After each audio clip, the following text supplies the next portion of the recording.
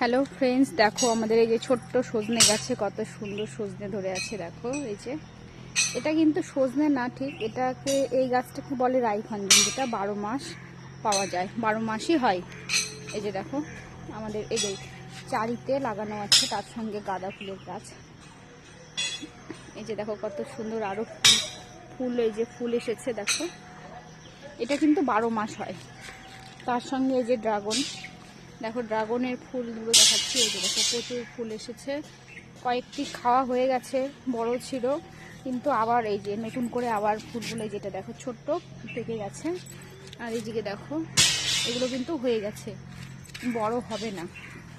এবার যেহেতু প্রচুর ড্রাগন ধরেছে সেই জন্য মনে হয় বড় একটা সাইজ হবে না, এই মোটামুটি এরকমই থাকবে। প্রচুর ফুল এসেছে। আর এই যে দেখো আমাদের কলাবতী আম, এই আমটার নাম কলাবতী আম, একদম ব্যানানা টাইপের।